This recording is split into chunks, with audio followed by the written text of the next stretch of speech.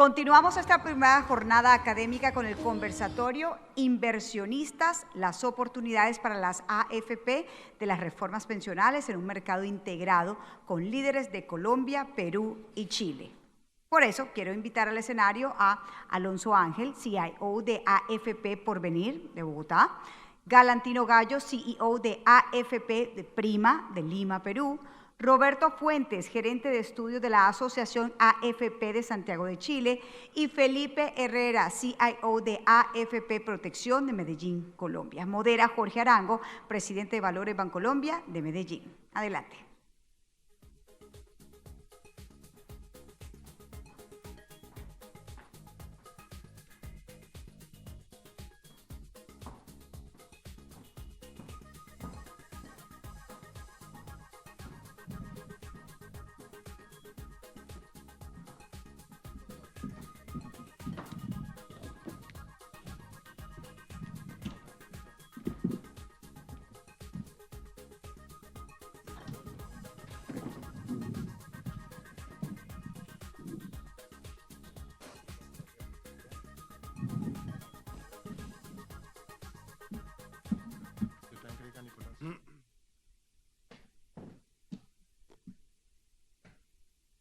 Muy buenas tardes para todos, un placer estar aquí en este congreso que nos conecta con el mercado.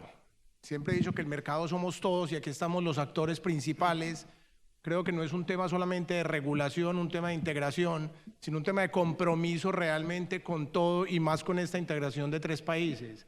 En el panel me acompañan un panel de lujo de gente muy especializada, inversionistas institucionales, donde tenemos 3 países y queremos describir qué es lo que ocurre, no solo con lo que ha pasado en las reformas pensionales. Los 3 países hemos sufrido reformas pensionales en la última década, bastante relevantes, con impactos muy diferentes. Acá lo que queremos mirar es esa parte de lo que está ocurriendo, cuáles oportunidades vienen, qué estamos viendo los inversionistas y qué esperan de este mercado. Así que comencemos de sur a norte, empecemos con Roberto. Cuéntanos un poco cómo describirías el sistema pensional de Chile. Bueno, en primer lugar quiero agradecer la invitación de NUAM y a Sobolsa a este seminario. Estoy muy agradecido de conocer esta bonita ciudad colombiana. En primer lugar les quiero comentar de que el sistema de pensiones chileno experimentó una reciente reforma que fue aprobada en enero por el Congreso y que se publicó y cumplió todos sus trámites administrativos en el mes de marzo. Estamos en un pleno proceso de implementación de la reforma que va a tener una extensión de casi 11 años de implementación. Fue una reforma muy ambiciosa, muy grande, que va a implicar muchos esfuerzos tanto de las AFP como de los reguladores y también del sector público, como les voy a comentar. El sistema de pensiones chileno quedó conformado con 3 pilares. El primer pilar es un pilar no contributivo, que su principal beneficio es la pensión garantizada universal, que cubre al 90% de los mayores de 65 años y que son aproximadamente $250, ¿ya? También existe una pensión garantizada universal de invalidez para un universo mucho más pequeño. Tenemos un segundo pilar contributivo, que esta es la principal novedad, que tiene 2 subsistemas. El sistema de cuentas individuales administrado por el sector privado, por las AFP, donde se cotiza un 10% en este momento, y que en la actualidad gestiona aproximadamente $208.000 millones, un 64% del PIB de Chile. Y se creó lo que se denomina el seguro social. Un seguro social con una tasa de cotización del 2,5% para cubrir el beneficio de pensiones de invalidez y sobrevivencia, es un seguro, y adicionalmente una cotización del 1% aproximadamente para financiar las diferencias de expectativa de vida entre hombres y las mujeres. a igual edad, igual saldo, hay una diferencia de pensión de aproximadamente un 11% y eso lo va a cubrir este seguro. Y por último, que fue muy controversial, se quería crear una cotización 100% de reparto.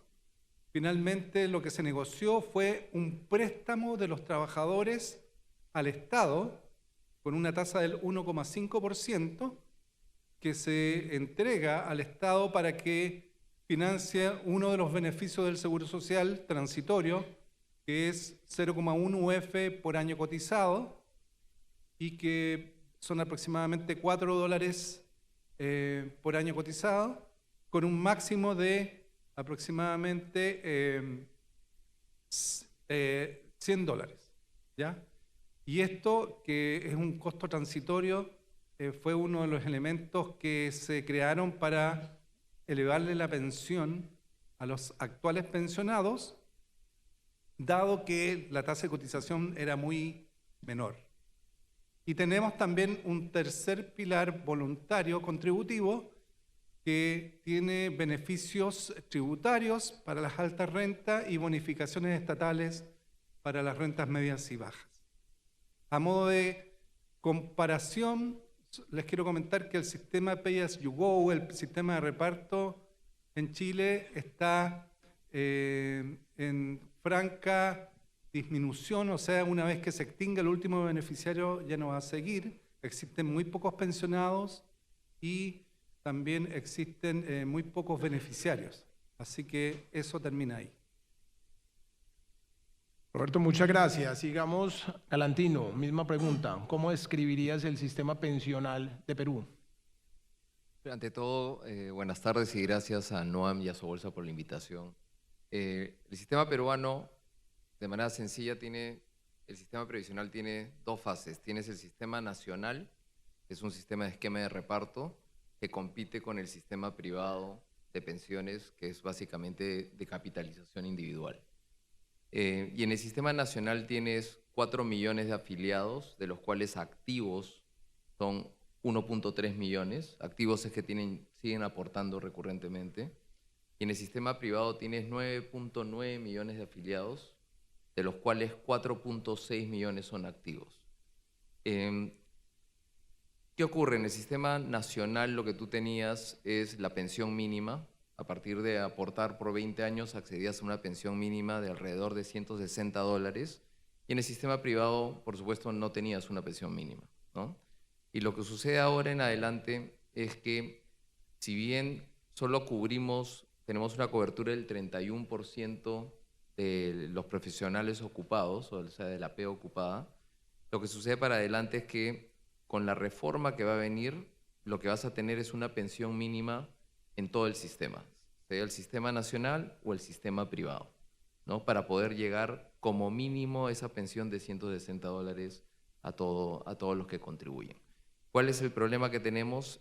Y lo pueden ver en las cifras en general, es que si bien no tuvimos una reforma grande en los últimos 30 años, relevante, que tiene el sistema privado, lo que hemos tenido es una serie de medidas del legislativo que han diluido el rol previsional que teníamos y realmente socavado el ahorro nacional. ¿Qué ha pasado? Hemos tenido 7 retiros de pensiones en los últimos 3 años, partieron en pandemia, y esos 7 retiros, para que tengan una idea, lo que conllevaron es a sacar $33.000 millones del sistema pensional, donde hoy quedan solo $32.000 millones. Se ha reducido en más del 50%, y si bien eso ha sido un impacto muy fuerte a las AFPs y al mismo ahorro interno, el impacto más fuerte realmente está en los afiliados, porque lo que ha sucedido es que más del 80% de los afiliados en el sistema privado tienen menos de $3.000 en su cuenta pensional. O sea, tienes un porcentaje alto que cuando llega la jubilación solo va a tener $3.000 para jubilarse. Entonces, la reforma era sumamente necesaria.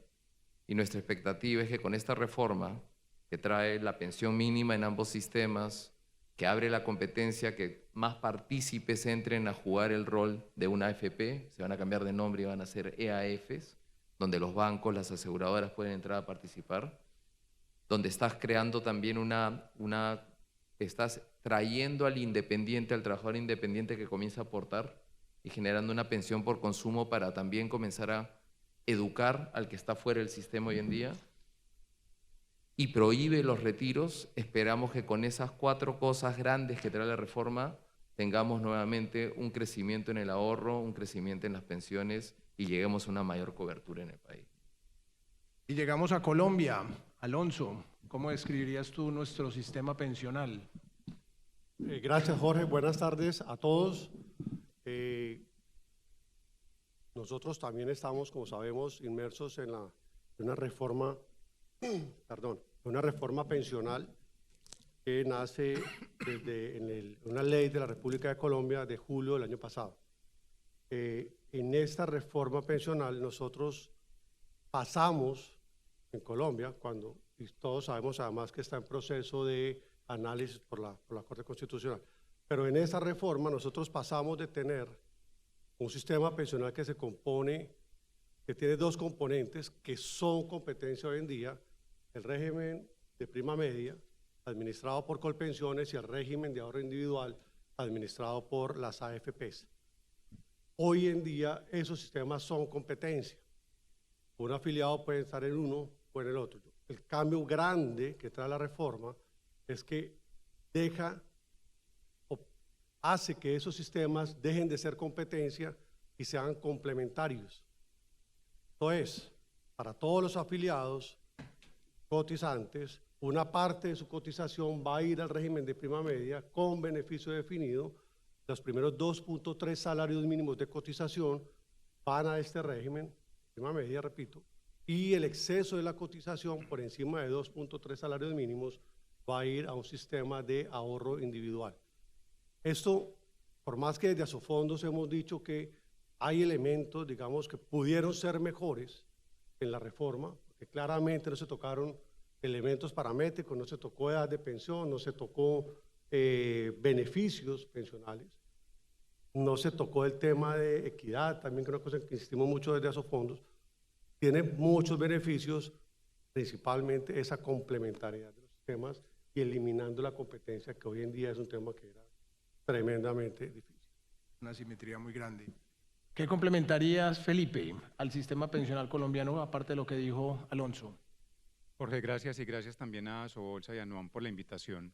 Yo diría que adicional a la arquitectura del nuevo sistema pensional en Colombia, la Unidad de Regulación Financiera divulgó un proyecto de decreto en donde se expone la arquitectura de los fondos generacionales.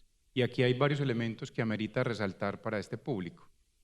Lo primero que yo señalaría es que la población que ahora se clasifica como la población de no transición será la población que continuará acumulando bajo el esquema de fondos generacionales, y a su vez la población de transición seguirá acumulando bajo el esquema de multifondos.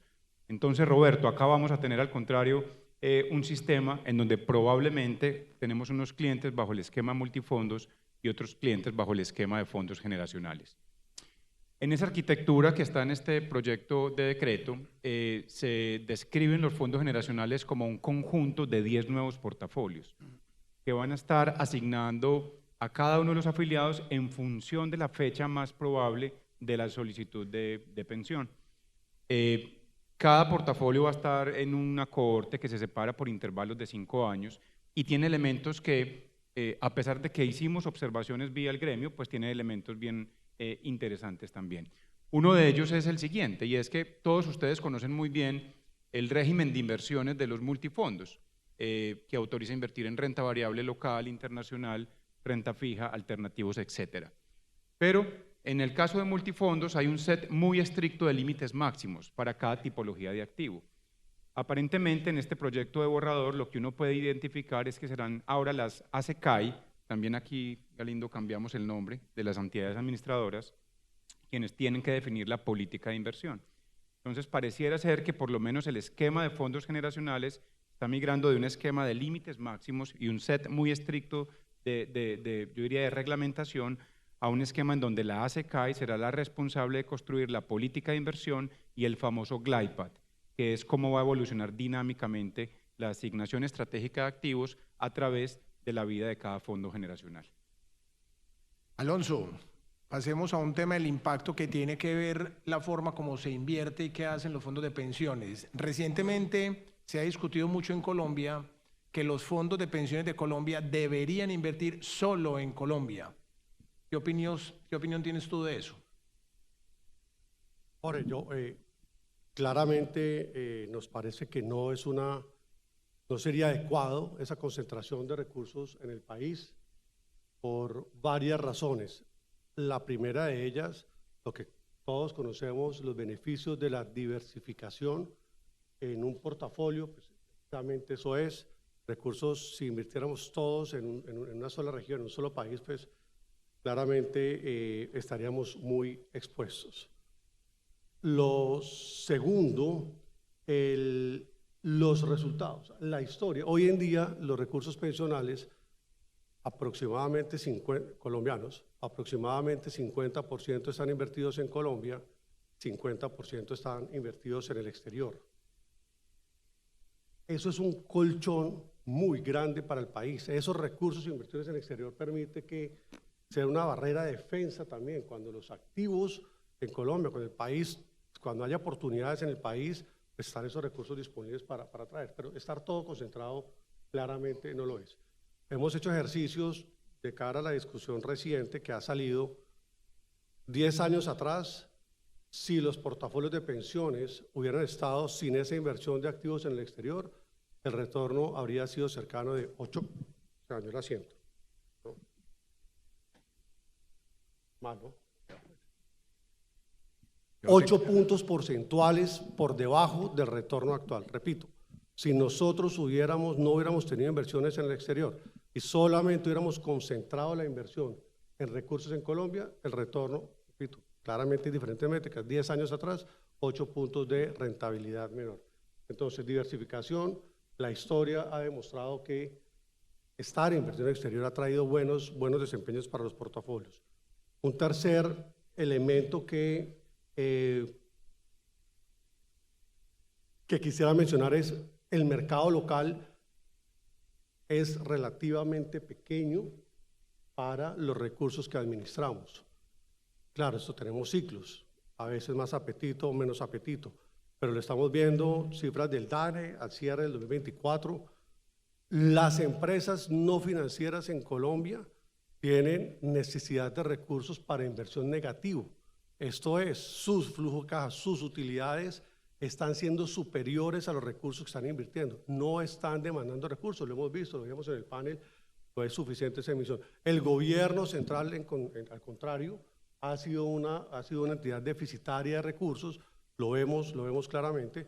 Hay un dato, los fondos de pensiones en los últimos 2 años, con esa cifra, los fondos de pensiones en los últimos 2 años hemos comprado TES por cerca de 90 billones de pesos. Eso es una cifra gigantesca, es mucho. Ya anteriormente fluctuábamos teniendo el 25%, si éramos el 25 o 26% de la emisión de TES total del país, hoy en día somos el 32%. Esos recursos que de pronto algunos quienes han bajado participación en esa tenencia de deuda, los fondos extranjeros. Ese es el colchón que mencionaba ahorita. Bienvenido. Es decir, las tasas que estamos viendo ahorita, las perspectivas que tenemos en el largo plazo para el país, ahí estamos. Entonces, diversificación, resultados que han sido muy favorables todavía por ahora en el exterior, oportunidades cuando hay. Hemos financiado la emisión de Transmilenio, lo veíamos ahorita. En los fondos de deuda de infraestructura, el programa de 4G, cuando hay oportunidades locales, somos inversionistas en las compañías locales, en emisiones de deuda privada. Cuando hay buenas oportunidades, allí estamos, lo hemos hecho. Pero forzoso, creemos que no sería adecuado en lo más mínimo. Y te pregunto a ti, Felipe, ¿qué tipo de proyectos entonces fomentan dentro de Colombia los fondos de pensiones y eso cómo se inserta dentro de la asignación de activos? A ver, Jorge, 2 temas para contestar esta pregunta. Lo primero es tener muy claro cuál es el mandato de los fondos de pensiones, porque el mandato es claramente de maximización del valor de las cuentas individuales de nuestros afiliados. Y en esa orientación corresponde buscar oportunidades de inversión, bien sea en el contexto local o contexto internacional, que como mínimo nos entreguen 2 elementos.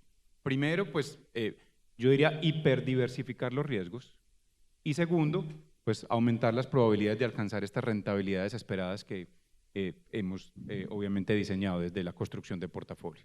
Entonces, en respuesta a ese mandato, yo creo que hay una canalización de recursos sin duda al sector productivo, pero en respuesta a ese mandato, no en el orden inverso. Y uno puede considerar cuando mira los portafolios de los fondos de pensiones en Colombia que sin duda se irrigan recursos al sector productivo a través de diferentes canales. Mencionemos algunos. Primero, el sector financiero. Sin duda, hay inversiones tanto en los emisores del sector financiero, en el componente de equity y en el componente también de renta fija, que esos recursos, por ejemplo, en las entidades bancarias, posteriormente se irrigan al sector productivo vía la respectiva cartera. Otro canal inequívoco fue mencionado, por ejemplo, ahorita acá, en otro panel, son las inversiones en el sector inmobiliario. Sin duda, los desarrollos que ha tenido este sector en Colombia son relevantes y hay que reconocer el multiplicador que tiene cada uno de estos desarrollos en la economía. Y el tercero, que diría de alguna manera ha sido controversial en los meses recientes, pero que es muy notorio el impacto en la economía, es el sector de infraestructura. Y ahí sin duda también hay inversiones, tanto vía equity local como en deuda, pero también a través de los nuevos fondos de deuda de infraestructura que han irrigado recursos para fondear la deuda de estos proyectos, especialmente de categoría 4G y ahora 5G. Entonces hay varios mecanismos para irrigar recursos, pero que propenden sin duda por atender el mandato que mencioné hace un momento. Muy claro. Galantino, mencionaste ahora que el tamaño había disminuido 50% y mencionaba Alonso que los fondos de pensiones han fondeado más de 90 billones de pesos, algo como 22.000 millones de dólares al gobierno. Cuéntanos cuál ha sido el impacto de esa disminución en Perú para el gobierno peruano. ¿Cuál ha sido el impacto para el gobierno de no tener ese fondeo y no tener ese tamaño que tenían ustedes? De acuerdo. O sea, el impacto ha sido fuerte. Hay una gráfica que tenemos que nos muestra el sistema de pensiones con respecto al PBI, que quizás podemos mostrarla. Básicamente nosotros, dentro de todo el circulante que había de bonos del Tesoro peruano, en el año 2019 las AFPs peruanas tenían el 27% del circulante de bonos del Tesoro peruano. Al mes pasado, de ese 27% hemos caído al 11%. El 11% está hoy en día en manos de las AFPs. Nuestro ahorro completo del sistema de pensiones peruano pasó de 23% del PIB a representar el 10% del PIB y pueden ver cómo Colombia y Chile siguieron creciendo. Y esto es un riesgo evidente para la economía porque al final de cuentas las AFPs son un demandante estable de deuda pública, ¿no? No tienes los vaivenes que pueden tener capitales golondrinos y estamos mucho más expuestos hoy día al inversionista internacional.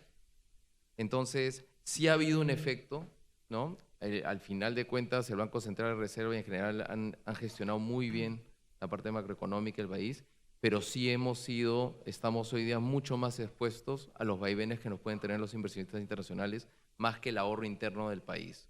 Entonces, esto sí tiene un efecto que creemos que de no parar los retiros, de no venir con la reforma, va a seguir socavando el potencial que tiene la economía y el país de crecer. Y en el lado de emisiones, el problema es que se vuelve un círculo vicioso, ¿no? El año 2024, de todos los emisores que emitieron deuda, solo el 16% de los bonos de las emisiones fueron a más de un año. O sea, el otro 84% fueron emisiones dentro de un año, ya sea tanto financiero como no financiero. O sea, de muy corto plazo. Estamos en una coyuntura de tasas altas, el que no necesite emitir probablemente se está guardando, pero ya comienzas a ver ese círculo vicioso afectando la profundidad del mercado, ¿no? Y me paso para el lado de los trabajadores, un fenómeno que también ocurre mucho, especialmente en Colombia, el trabajador independiente y el trabajador informal. ¿Cómo se impactan estas personas en esos sistemas? Lo que sucede es que, si bien la reforma que estamos por reglamentarse en el Perú no es perfecta, lo que sí te acerca es que te acerca a ese trabajador independiente, ese trabajador informal. ¿Cómo? Lo primero que trae es que a partir del 2027 el trabajador independiente va a comenzar a aportar a la AFP. Va a comenzar a construir un fondo de pensiones es paulatino, es de 1% en 1% que va a salir directamente de básicamente el recibo por honorarios que emite. Eso es uno para el trabajador independiente. Y para el informal y en realidad para todos los peruanos y toda la economía, lo que sucede es que ahora va a implementarse la pensión por consumo. Y la pensión por consumo lo que hace es cuando tú compres en el supermercado, cuando tú compres un televisor, algo para comer o lo que fuera, 1% de esa compra que iba al impuesto al IVA va a pasar a tu fondo de pensiones previsional, ¿no?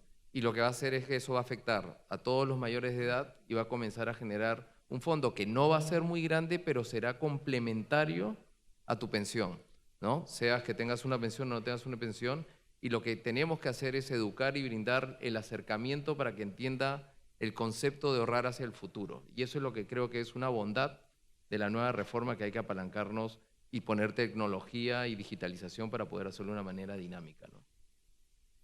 Roberto, en Chile también hubo 3 retiros grandes de los fondos de pensión. ¿Eso cómo impactó el mercado en general? Sí, efectivamente, en la pandemia se aprobaron 3 retiros de fondos de pensiones y esto era el retiro total.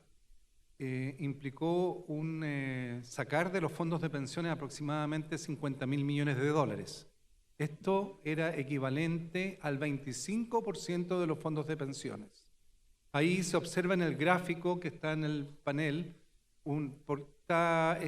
esto está realizado en pesos, entonces no se nota una caída tan dramática, pero si uno hiciera un análisis en pesos reales y tal vez en dólares incluso, se notaría mucho más la caída brusca. Esto impactó obviamente principalmente en una desinversión pareja de todos los instrumentos financieros, pero el mercado que más se vio afectado fue el mercado de renta fija local.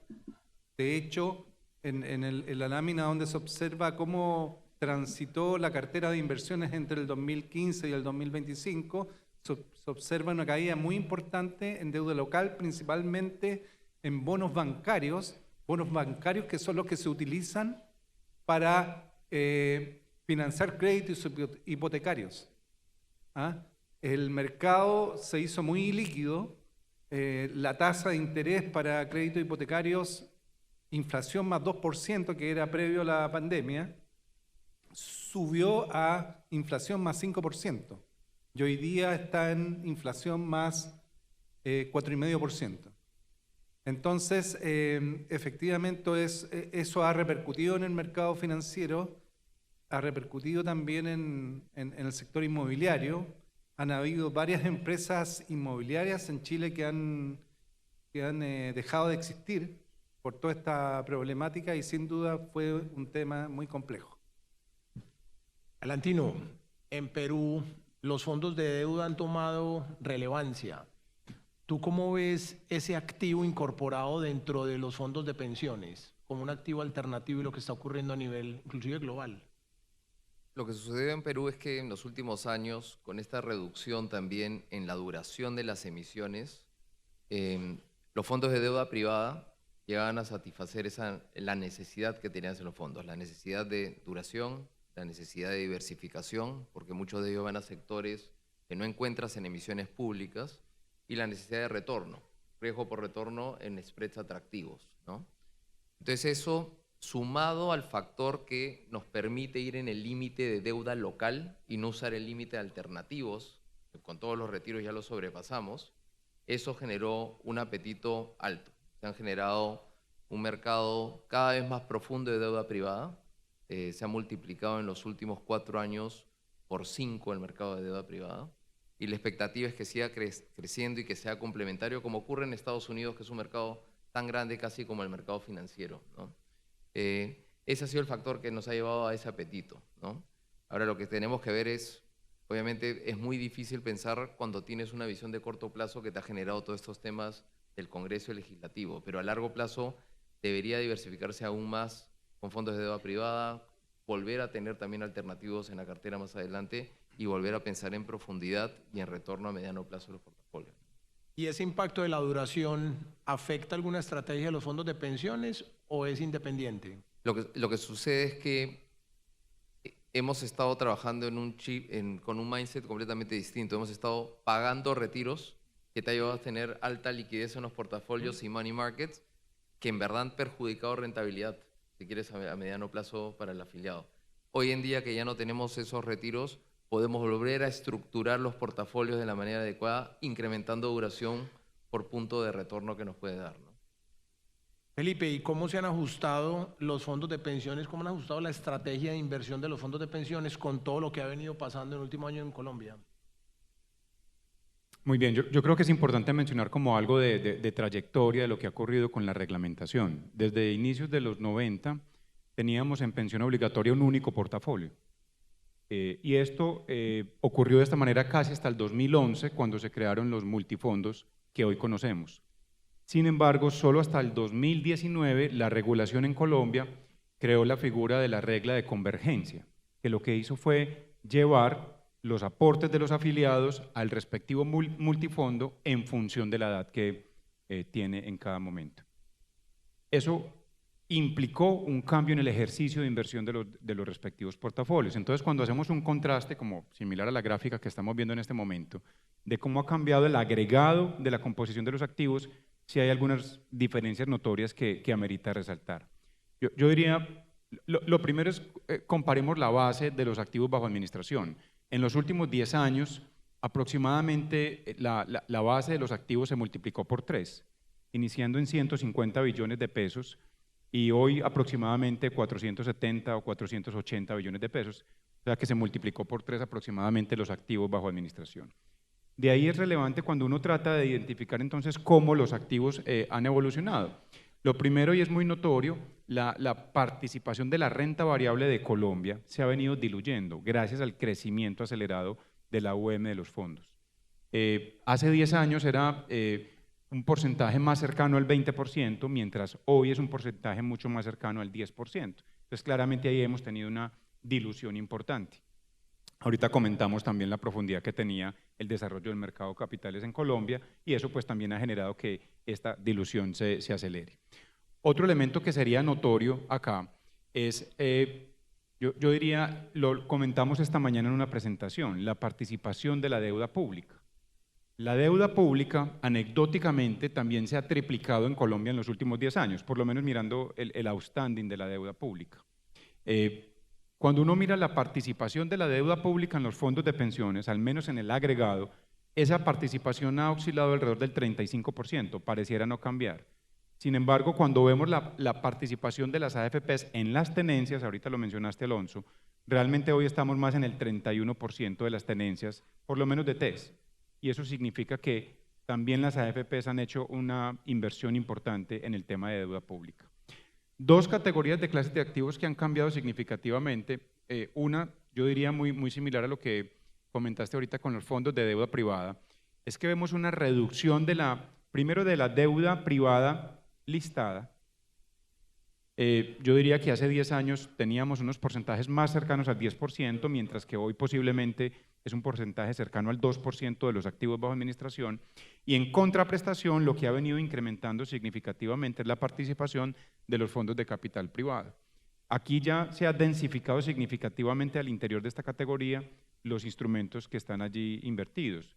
No solo fondos de deuda de infraestructura, sino ahora también fondos de deuda privada o fondos de capital privado que invierten en deuda privada, que es un mecanismo muy eficiente, por lo menos para nosotros como institucionales, de irrigar recursos al tejido productivo por la escalabilidad que nos da de transferir estos recursos y capitalizar los retornos esperados que sin duda pues, requerimos para el mandato de los clientes. Y continuando con eso, Alonso, con la presión que tiene el gobierno de tener mucha más deuda en los fondos de pensiones, ¿eso cómo afecta el mercado, cómo afecta la estrategia? Pues, digamos, es un tema, como lo comentaba ahorita, de oportunidades y digamos, tenemos la oportunidad de tener hoy en día activos en el portafolio, deuda pública del gobierno, vamos con esto, de largo plazo, que macha muy bien con las obligaciones o con los objetivos que nosotros tenemos para nuestros afiliados. lo mencionaba Felipe ahorita, lo tenemos en la gráfica acá, no lo están viendo ustedes desafortunadamente, el allocation que tenemos en deuda pública privada en Colombia es similar hoy al que teníamos hace 10 años, 35% de los AUM totales de los fondos de pensiones obligatorias están invertidos en deuda pública colombiana. Eso no ha cambiado, el tamaño de los portafolios ha cambiado, pero ese porcentaje se mantiene. Y se ha mantenido, repito, porque vemos o porque hay una oportunidad. Y hay un elemento adicional que tangencialmente Galantino lo mencionaba ahorita, y es que nos acostumbramos, claro, como uno lo que tiene, pues como que lo hace obvio, pero tener la posibilidad del mercado colombiano, el gobierno, entidades públicas y entidades privadas, de contar con un fondeo de largo plazo, es un lujo también tenerlo. Hace, bueno, varios años, algunos de los que estamos acá nos acordamos, la curva más larga o la emisión más larga era de 2 años al vencimiento. Hoy emitimos papeles al 2062, 50 años 40 años al vencimiento, públicos y privados también. Y eso es una ventaja que debemos ser capaces de capitalizar. Eso es otra ventaja de un sistema de ahorro, del sistema de pensiones. No lo teníamos antes. Hoy en día lo tenemos y como que se nos olvida, así, 15 años, 20 años y como que fuera muy normal, y creo que es un elemento que vale la pena resaltar. Entonces, tenemos la posibilidad, ante tu pregunta, Jorge, de, claro, el gobierno deficitario en este momento necesitando recursos, para nosotros hace un buen match, hace un buen fit con la necesidad de buscar activos que generen retornos de largo plazo. Roberto, ¿y ese fenómeno lo has visto en Chile o en otros países de América Latina? Mira, básicamente respecto de portafolios de inversión, en Chile hemos estado con un portafolio con bastante estabilidad, pero lo que sí, gracias a que el Banco Central finalmente autorizó una mayor inversión, porque la rentabilidad de los fondos de pensiones paulatinamente ha ido a la baja, y básicamente si uno analiza cuáles son los motivos, es que tenemos una regulación y un portafolio muy conservador, ¿ya? Y claramente la discusión parlamentaria de eso se vio, y tenemos un límite muy estrecho respecto de activos alternativos, y como se puede ver en la gráfica anterior, hoy día tenemos un aumento leve en activos alternativos, aproximadamente estamos en niveles del 6,5% con un potencial máximo del 10%.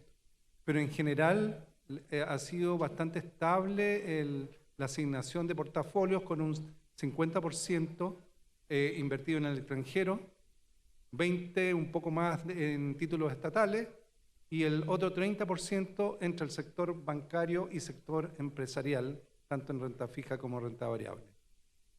Vamos cerrando el conversatorio. Voy a hacer una última pregunta para cada uno y voy a comenzar con Galantino. Oportunidades concretas que como inversionista institucional ves en la integración de las bolsas. Una concreta que vemos desde Perú es, se acaba de aprobar también en el legislativo, incrementar nuestro límite en el exterior. Estamos pasando de 50% a 80% de inversión en el exterior. Obviamente va a ser paulatino, regulado por el Banco Central, y te van a hacer un límite operativo de 2% o algo, esperamos alrededor de eso por año. Y eso nos abre la puerta a, dentro de la integración con NUAM, de poder invertir en activos de deuda, activos de equity, tanto de Perú, de Chile y de Colombia, ¿no? Con lo que se ha reducido nuestro mercado como consecuencia de lo que he expuesto, el mercado colombiano y el mercado chileno han seguido en decrecimiento, nos da esa oportunidad. Entonces, eso es algo puntual que vemos como un punto que puede ser una palanca para poder aprovecharlo, ¿no?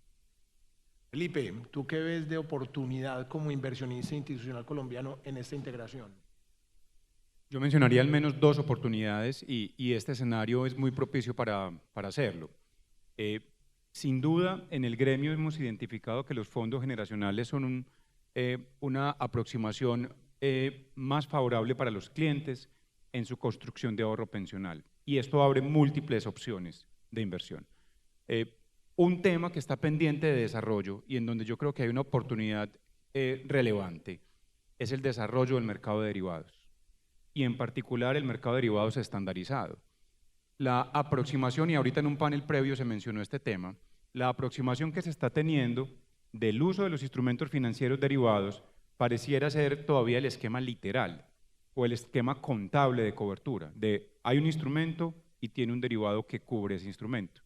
Y yo creo que hay una oportunidad gigantesca de migrar desde una visión mucho más estricta, orientada a la gestión de límites regulatorios, a un marco conceptual de orientación prudencial y supervisión basada en riesgos. México hizo ese cambio con la implementación de los fondos generacionales y el esquema de uso de derivados es completamente orientado a la generación de valor, entiéndase rentabilidad para los afiliados. Yo diría que ese es el primer elemento de oportunidad, tanto para todos los que estamos en este evento, que participamos en el mercado, pero también para el regulador y el supervisor, obviamente dentro de una construcción colectiva de conocimiento.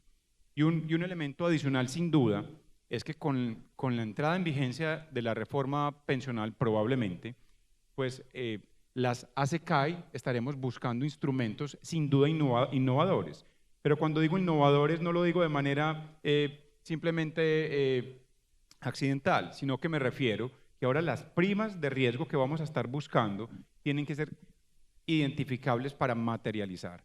Ahora la liquidez tiene un precio notoriamente superior porque los recursos que van a irrigarse a las ACCAI en términos porcentuales son menores, dado que los primeros 2.3 salarios mínimos ahora van a estar en el fondo de ahorro del pilar contributivo. Entonces yo creo que ahí hay dos oportunidades relevantes de desarrollo de mercado de capitales que deberíamos tratar de sacar adelante. Roberto, tú desde Chile, ¿qué oportunidad ves en esa integración? Mira, en realidad la reforma que les mencioné, que era bastante amplia, un elemento muy positivo que generó este acuerdo político fue que se aumentó la tasa de cotización al sistema de pensiones. En el mediano plazo se aumentó desde un 10 a un 14,5% que va dirigido a cuentas individuales y en un periodo transitorio, después de varios años, va a llegar al 6% de las cuentas individuales. Esto significa una inyección al mercado de capitales local de aproximadamente 4.500 millones de dólares hasta 6.000 millones de dólares anuales. Y esto obviamente es una oportunidad para el sector financiero, para el mercado de capitales y también para NUAM, porque si hay mayor demanda de títulos locales y también va a haber de títulos extranjeros, obviamente es una oportunidad que pueda participar de este mayor flujo de recursos al mercado de capitales. Hay que considerar también que se creó un gestor estatal que se llama el FAP. Este gestor estatal, si bien va a pagar beneficios en los primeros años, también después de un tiempo va a generar un cúmulo de reservas cercanas al 9% del PIB de aquí al 2050, que también sería invertido en forma importante en el mercado de capitales local. Entonces va a haber un flujo de dinero importante. Hay que considerar también que con los fondos generacionales, que también se van a crear en Chile, va a haber una reasignación de los afiliados en función de la edad o de la generación. Esto también va a implicar movimientos de portafolios, producto de que en Chile hay una cantidad importante de afiliados que están de alta edad, que están en fondos que tienen más renta variable. Entonces, obviamente, ahí podría haber oportunidades de un mayor desarrollo en el mercado de renta fija, porque la renta variable está principalmente en el extranjero. Así suma y sigue. Estamos en este momento desarrollando un nuevo régimen de inversiones que va a estar listo el próximo año. El gobierno contrató una asesoría, se la ganó Mercer, y ellos tienen que hacer una propuesta de régimen de inversiones, tienen que hacer una propuesta de premios y castigos para los gestores de fondos, y unido todo esto también con un proceso de licitación de afiliados nuevos, que también va a depender mucho de cómo se regule esto para desincentivar o incentivar la inversión en operaciones derivadas o activos alternativos. Entonces, hay mucha expectación, digamos, de cómo va a quedar este régimen de inversiones, porque va a ser muy importante. Estamos observando cómo evoluciona esto, pero sin duda hay un periodo de transición del límite de inversiones de 3 años que va a morigerar cualquier presión de compra o venta para evitar el front running y que haya perjuicio a los fondos de pensiones de los trabajadores. En definitiva, vamos a estar llenos de noticias, va a ser muy movido y va a haber una oportunidad importante para los actores del mercado de capitales por este flujo más importante que va a entrar al mercado chileno. Alonso, y finalmente, ¿complementarías algo a lo que dijo Felipe en oportunidades para Colombia? Sí, sin duda.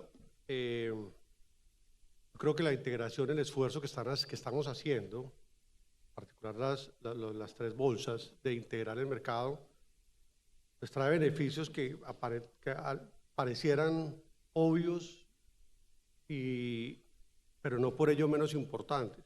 Hoy en día la regulación de los fondos de pensiones nos permite invertir en el exterior.